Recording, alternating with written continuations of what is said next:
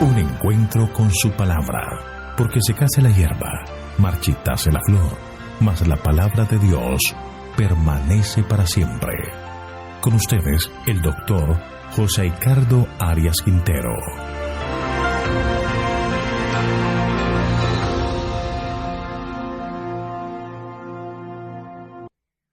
Hoy vamos a estudiar Daniel capítulo 8, segunda parte. El cuerno pequeño que se engrandeció. Te invito a orar. Padre nuestro que estás en el cielo, te agradecemos, Señor, por todos tus cuidados. Gracias, Padre, porque nos concedes este día más de vida y esperamos que tú nos acompañes en cada una de nuestras actividades. Por eso hoy, Señor, solicitamos en este momento que la presencia de tu Espíritu esté entre nosotros, que al abrir tu palabra, el Santo Consolador nos la explique, nos la haga entender y que podamos de esta manera fortalecer nuestras creencias, nuestra fe y que nada ni nadie nos aparte de ti. Gracias por tus bondades, pues lo pedimos todo en el nombre de Jesús. Amén. Este estudio cubre la segunda parte de Daniel capítulo 8. Recordemos el contexto de nuestro estudio. Daniel ve dos animales. El primero, un carnero con dos cuernos, el uno más grande que el otro, representando a los medos y los persas. El segundo es un macho cabrío que corría velozmente y tenía un cuerno que arremetió contra el carnero y lo venció. Pero este cuerno se quebró y salieron otros 4 cuernos. Representa a Grecia. El cuerno grande era Alejandro Magno, que al morir no deja herederos y su reino se divide en 4 partes. Algo interesante es que el carnero y el macho cabrío representan animales limpios, aptos para el sacrificio. Así que estas escenas nos están llevando poco a poco a los oficios del santuario o a una de las obras del santuario. La visión nos muestra que de los 4 vientos del cielo aparece un cuerno que era pequeño, pero se engrandeció. Este cuerno tenía la fuerza del hierro, representando a la Roma imperial, pero que al parecer comienza a crecer y a atentar contra el pueblo de Dios. Además, atenta contra el ejército del cielo. Y la interpretación que se hace es que representa las 2 fases de Roma, la imperial, que es a través de los césares persiguió a los cristianos, y la otra fase es la Roma papal, que también persiguió cruelmente a aquellos que levantaban la palabra de Dios y enseñaban la verdad. Pero el actuar de este cuerno pequeño sigue creciendo, que aún dice que atenta contra el príncipe del cielo. Miremos Daniel capítulo 8, versículo 11. Aún se engrandeció frente al príncipe de los ejércitos. Por él fue quitado el sacrificio continuo y el lugar de su santuario fue echado por tierra. Entonces viene la explicación del ángel en el versículo 25. En uno de sus apartes dice: se levantará contra el príncipe de los príncipes. Quiere decir que las intenciones del cuerno trascienden el entorno de Roma e intenta levantar su autoridad y poder e intenta ir contra el príncipe del cielo. ¿Quién es el príncipe del cielo? Vayamos a Daniel capítulo 12, el verso 1. En aquel tiempo se levantará Miguel, el gran príncipe que está de parte de los hijos de tu pueblo. El nombre de Miguel significa ¿quién es como Dios? O también puede ser una afirmación, ¿quién es como Dios? El único que es como Dios es Jesús. Algunos identifican a Miguel como un ángel poderoso en el cielo, pero no es correcta esta interpretación. Miguel es un símbolo de Cristo. Elena de Guay afirma: mientras la antigua confederación del mal está organizada contra ellos, Él les manda que sean valientes y fuertes y que luchen valerosamente porque tienen un cielo que ganar y tienen en sus filas a alguien que es más que un ángel, el poderoso general de los ejércitos que conduce los ejércitos del cielo. En ocasión de la toma de Jericó, Ninguno de los ejércitos de Israel pudo alabarse el haber usado su fuerza finita para derribar los muros de la ciudad, sino que el príncipe del ejército de Jehová planeó esa batalla con la mayor sencillez para que el Señor solo recibiera la gloria y el hombre no se exaltara a sí mismo. Libro El Conflicto y Valor, página 118. Así que solo Cristo es el comandante de la hueste celestial. Por eso uno de los títulos más sublimes del Antiguo Testamento es Jehová de los ejércitos. Él es el general de la hueste angélica, el ejército del cielo que no ha perdido ni una sola batalla. Así que el poder representado por el cuerno pequeño se engrandece contra el príncipe del ejército del cielo, lo que quiere decir que indiscutiblemente lo que este poder realiza atenta contra el ministerio de Cristo en favor de los hombres. Ahora note lo que dice Daniel 8:11. Enfatiza que este atentado contra el príncipe consiste en dos cosas. Dice que llega hasta el príncipe de los príncipes y le quita en primer lugar el continuo. Y en segundo lugar dice que echa el santuario por tierra. Así que el actuar de este cuerno pequeño que se engrandece es una representación de Roma en sus dos facetas, imperial y papal. Atenta contra la obra de Cristo en favor de los hombres. Ahora, para entender esta profecía, debemos determinar dos cosas. Primero, ¿qué es ese santuario que es echado por tierra? Y en segundo lugar, ¿cómo es que el cuerno pequeño atenta contra el ministerio de Cristo? Lo primero que debemos considerar todo el simbolismo es que la visión comienza presentando a los imperios no como bestias, sino como animales aptos para el sacrificio en el santuario.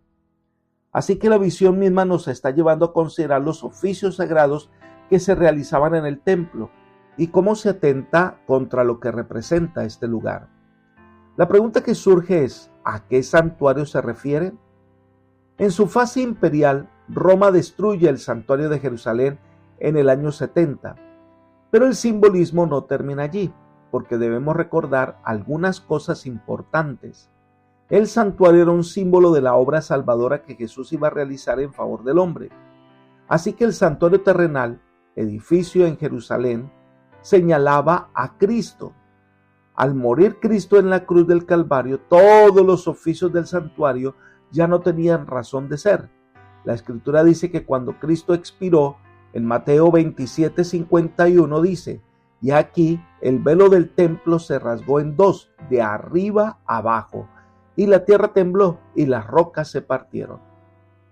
De esta manera, lo que hace es poner fin a la obra del santuario terrenal.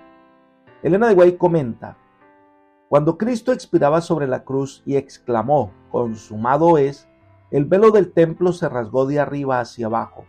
El sistema judaico de sacrificios y ofrendas ya no era necesario. El tipo se había encontrado con el antitipo en la muerte de aquel a quien señalaban los sacrificios. Se había abierto un camino nuevo y un camino por el cual los judíos y gentiles, libres y siervos, podían acercarse a Dios y encontrar perdón y paz. Alza tus ojos, página 98. El fin de los oficios del santuario era una realidad. Así que cuando dice que toma el santuario y lo echa por tierra, y esto es un atentado contra el príncipe de los príncipes, pues no se estaba refiriendo al templo de Jerusalén, sino que está presentando otra realidad. Por eso debemos dirigir nuestra mirada al príncipe de los príncipes, que ministra en el santuario celestial. Miremos Hebreos capítulo 8, versículos 1 y 2. Ahora bien, el punto principal de lo que venimos diciendo es que tenemos tal sumo sacerdote, el cual se sentó a la diestra del trono de la majestad de los cielos, ministro del santuario y de aquel verdadero tabernáculo que levantó el Señor y no el hombre. El santuario terrenal era un símbolo de la obra salvadora que Cristo realizaba en favor del hombre. En el santuario terrenal se ofrecían corderos, machos cabríos, para simbolizar la muerte de Cristo en la cruz. Pero al morir Cristo, ya no es necesario ofrecer más corderos, porque Él es el cordero que fue inmolado por nosotros. Entonces el santuario terrenal perdió su razón de ser. Ahora Cristo ministra en el santuario celestial, donde presenta su sacrificio para salvar a los hombres. Ahora Él es el sumo sacerdote del santuario celestial. Vayamos a Hebreos capítulo 9, versículos 11 y 12. Pero estando ya presente Cristo, sumo sacerdote de los bienes venideros, por el más amplio y más perfecto tabernáculo, no hecho de manos, es decir, no de esta creación, y no por sangre de machos cabríos ni de becerros, sino por su propia sangre, entró una vez para siempre en el lugar santísimo, habiendo obtenido eterna redención. Ahora, Cristo no necesita ser ofrecido muchas veces. Su muerte fue una sola vez y para siempre. Hebreos capítulo 9, versículos 24 al 26. Porque Cristo no entró en el santuario hecho de mano, figura del verdadero, sino en el cielo mismo para presentarse ahora por nosotros ante Dios, y no para ofrecerse muchas veces, como entra el sumo sacerdote en el lugar santísimo cada año con sangre ajena. De otra manera le hubiera sido necesario padecer muchas veces desde el principio del mundo. Pero ahora, en la consumación de los siglos, se presentó una vez para siempre por el sacrificio de sí mismo para quitar de en medio el pecado. El Señor no necesita sacrificarse varias veces o morir varias veces para salvar al hombre, sino que murió una sola vez y ahora está continuamente intercediendo por nosotros. Hebreos 7:25. Por lo cual puede también salvar perpetuamente a los que por Él se acercan a Dios, viviendo siempre para interceder por ellos. Así que esta profecía de Daniel nos transporta al santuario celestial donde Cristo ministra en nuestro favor. Así que el atentado que el cuerno pequeño hace contra el santuario es contra el santuario celestial. Volvamos a Daniel capítulo 8, versículo 11. Leamos. Así se engrandeció frente al príncipe de los ejércitos, y por él fue quitado el sacrificio continuo, y en lugar de su santuario fue echado por tierra. Ahora, el atentado contra el ministerio permanente de Cristo en el cielo, y por eso es la referencia al continuo, hebreo tamid, que significa continuamente, permanentemente. Las versiones castellanas se le agrega la palabra sacrificio, porque los traductores consideraban que se trataba del templo en Jerusalén, y es la interrupción del sacrificio continuo de Jerusalén. Pero este término tamid o continuo aparece muchas veces en la terminología del santuario. En primer lugar, aparece en el pan de la proposición, que debía estar continuamente en la mesa. Leamos Números capítulo 4, versículo 7. Sobre la mesa de la proposición extenderán un paño azul y pondrán sobre ella las escudillas, las cucharas, las copas y los tazones para libar, y el pan continuo estará sobre ella. En segundo lugar, estaba la luz del candelabro, que debía estar ardiendo o encendido continuamente. Éxodo 27:20. Y mandarás a los hijos de Israel que te traigan aceite puro de olivas machacadas para el alumbrado, para hacer arder continuamente las lámparas. En tercer lugar estaba el fuego que debía arder continuamente en el altar. Levítico capítulo 6, versículo 13. El fuego arderá continuamente en el altar, no se apagará. Pero también siempre debía haber un holocausto que se ofrecía en la mañana y debía estar quemándose continuamente hasta el sacrificio de la tarde, que ardía sobre el sacrificio hasta la mañana siguiente. Por lo tanto, el énfasis que hace Daniel capítulo 8, versículo 11, es sobre la continuidad.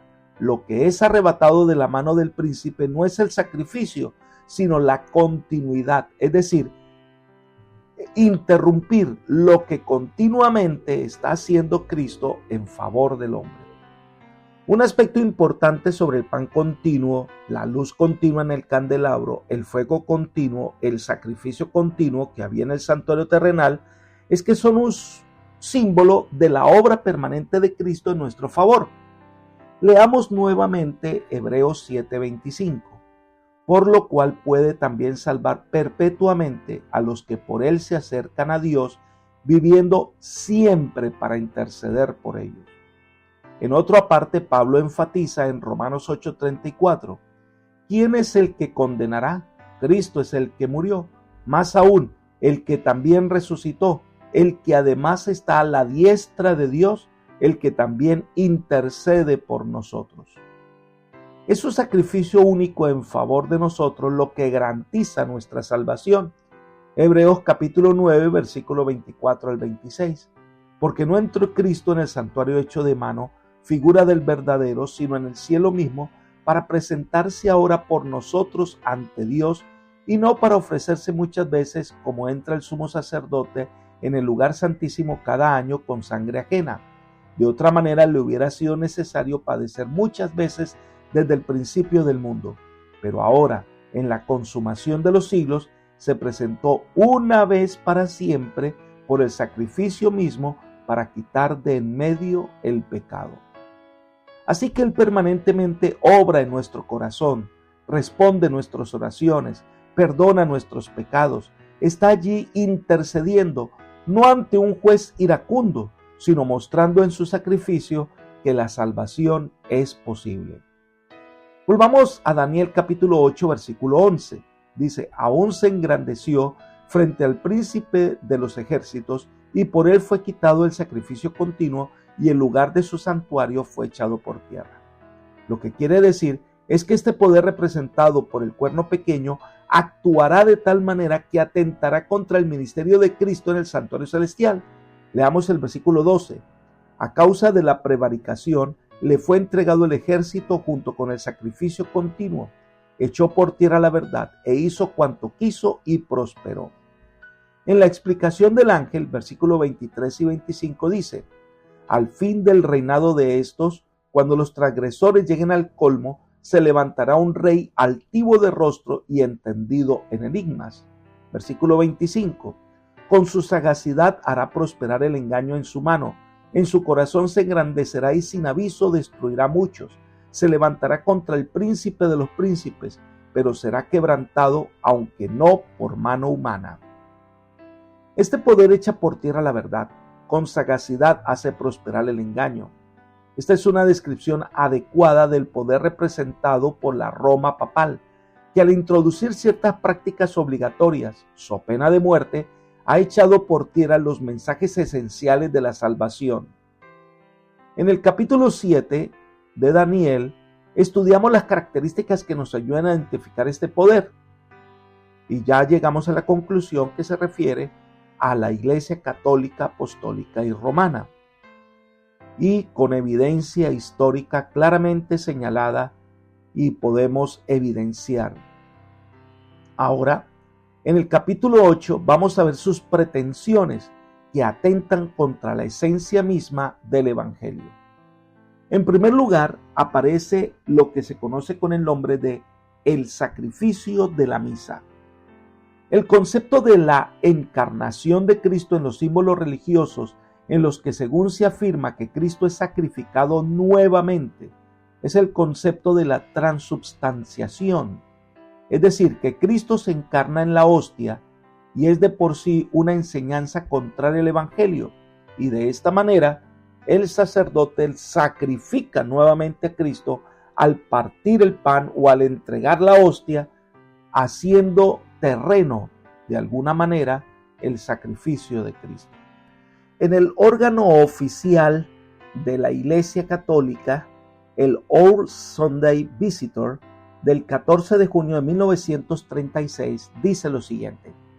Cuando el sumo sacerdote pronuncia estas tremendas palabras de la consagración, él se eleva hasta dentro de los cielos y hace descender a Cristo de su trono y lo coloca sobre nuestro altar para ser ofrecido otra vez como víctima por los pecados de los hombres. El sacerdote hace descender a Cristo del cielo y lo obliga a encarnarse sobre nuestro altar como víctima eterna por los pecados de los hombres, no una sino 1000 veces, el sacerdote habla, y aquí Cristo, el eterno y omnipotente Dios, inclina su cabeza en humilde obediencia al mandato del sacerdote. Esta es una afirmación de lo que significa la comunión en la misa y por eso recibe el nombre del sacrificio de la misa, echando por tierra la verdad expresada en la Biblia y que ya hemos estudiado. Cristo se ofreció una vez y no necesita ofrecerse muchas veces. Su sacrificio es suficiente para todos.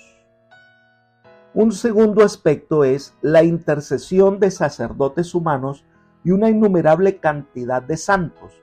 La Biblia afirma que solo hay un mediador entre Dios y los hombres y es Cristo.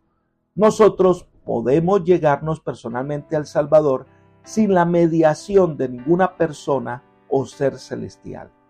En tercer lugar, la pretensión de perdonar pecados. Cuando Cristo fue a sanar a un hombre, le dijo: tus pecados te son perdonados. Y la reacción de los que estaban allí fue: el único que puede perdonar pecados es Dios. Pero Cristo era Dios hecho carne. El Señor nos ha dicho que debemos confesar nuestros pecados a Él y su gracia nos alcanza perdonando nuestros pecados. Pero ellos le han dado la autoridad de perdonar pecados a los sacerdotes, desconociendo el Evangelio y exigiendo que las personas vengan y les confiesen los pecados a ellos. Los secretos de su vida sean confesados a los hombres y los hombres sean los que otorgan el perdón divino. Esto es contrario a la enseñanza del Evangelio. En cuarto lugar, dice que echaron por tierra la gracia del Evangelio. El Señor afirma que la salvación es por gracia, no por obras para que nadie se gloríe. Pero lamentablemente se introdujeron el concepto de las indulgencias y de las penitencias para alcanzar perdón, contradiciendo la esencia del Evangelio. Número 5. La adoración a los santos. Se enfatiza que el único digno de adoración en el cielo y en la tierra es Dios. No existe en la Biblia tal cosa como que adoremos a hombres que hicieron el bien, ni mucho menos que ellos al morir puedan hacer una labor intercesora por los vivos. Esto contradice totalmente la esencia del Evangelio. En sexto lugar, la adoración en el día domingo. El sábado fue hecho para beneficio del hombre. El sábado se celebra la creación de Dios en 6 días. El sábado fue creado únicamente para que fuera un día de descanso. A cambiar el día de reposo del sábado al domingo, cambia el sentido de adoración. Ya no están obedeciendo a Dios, sino que obedecen una ley dada por una institución que pretende tener la autoridad divina de cambiar las leyes del cielo y de la tierra. Y algo interesante es que los hombres hoy consideran oficialmente el domingo como día de descanso. De esta manera, las leyes de los hombres van en contravía a las indicaciones que Dios ha dado. Y otras muchas cosas más que identifican la autoridad pretendida de este poder, pero que no tiene la aprobación del Dios del cielo. En todos estos aspectos que la profecía presenta, se ha cumplido al pie de la letra. El orden profético presentado por Daniel nos lleva a esas conclusiones y esperar el cumplimiento final, que será el establecimiento del reino de Dios sobre esta tierra. Apreciado amigo y hermano, sabemos que estas verdades chocan con nuestra manera de pensar o con lo que nos han enseñado, o chocan con las tradiciones que por años se han obedecido en la familia. Pero la verdad de Dios es clara, sencilla y abierta para que todos la puedan entender. No es la pretensión de este estudio hablar en contra de, sino más bien presentar el cumplimiento de la profecía con los detalles de la misma, para que podamos desarrollar nuestra confianza en Dios, que todo lo ve y todo lo sabe. Él nos ha dejado una ruta que debemos seguir atentamente, y es su palabra, la Biblia. Al estudiarla, es nuestro desafío diario. Pide al Señor sabiduría y fuerza y valor para entender la palabra de Dios, pero también para tomar decisiones que te lleven por el camino de la salvación. Recuerda, solo hay un camino, y es el camino que Cristo ha marcado para sus hijos. Que el Señor te bendiga y te guarde y te guíe por ese camino de paz. Es mi oración por ti. Amén.